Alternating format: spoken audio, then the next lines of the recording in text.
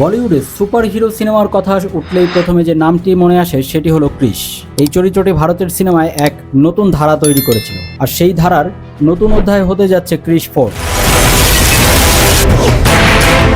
বহু বছর ধরে এই সিনেমার জন্য অপেক্ষা করছেন ভক্তরা। অবশেষে নির্মাতারা নিশ্চিত করেছেন যে সিনেমাটি তৈরি হতে যাচ্ছে এবং এর কাজ দ্রুত এগিয়ে চলেছে। এই সিনেমার সবচেয়ে বড় খবর হলো ঋতিক রোশন শুধু নায়ক হিসেবেই নয়, পরিচালক হিসেবেও কাজ করবেন। এটি হবে তার ক্যারিয়ারের প্রথম পরিচালিত সিনেমা। গল্পের দিক থেকে ধারণা করা হচ্ছে আগের সিনেমাগুলোর ধারাবাহিকতা বজায় রেখে এই সিনেমায় আবারও দেখা যাবে ক্রিশ মেহরা ও ক্রিশ চরিত্রটিকে। এই চরিত্রটি একদিকে সাধারণ মানুষ, অন্যদিকে শক্তিশালী সুপারহিরো। আগের সিনেমাগুলোর মতো এখনও থাকতে পারে শক্তিশালী ভিলেন, অত্যাধুনিক ভিএফএক্স এবং বিশাল অ্যাকশন সিকোয়েন্স।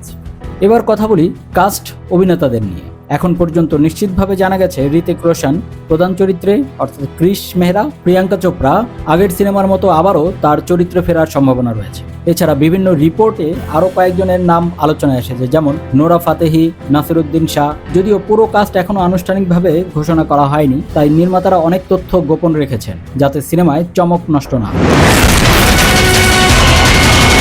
এবার আসি ক্রু মেম্বারদের। পরিচালক ঋতিক রোশন, প্রযোজক রাকেশ রোশন এবং প্রোডাকশন কোম্পানি ফিল্মক্রাফট প্রোডাকশন। সঙ্গীত রাজেশ রোশন। নির্মাতারা জানিয়েছেন সিনেমাটির জন্য বিশাল প্রি প্রোডাকশন চলছে, কারণ আগের সিনেমাগুলোর তুলনায় আরও উন্নত ভিএফএক্স এবং বড় স্কেলের অ্যাকশন দেখাতে চান তারা। এই কারণে শুটিং শুরু করার আগে দীর্ঘ সময় ধরে প্রস্তুতি নেওয়া হচ্ছে। সব মিলিয়ে বলা যায় ক্রিশ 4 শুধু একটি সিনেমা নয়, এটি বলিউডের সুপার হিরো সিনেমার সবচেয়ে বড় প্রজেক্ট হতে যাচ্ছে।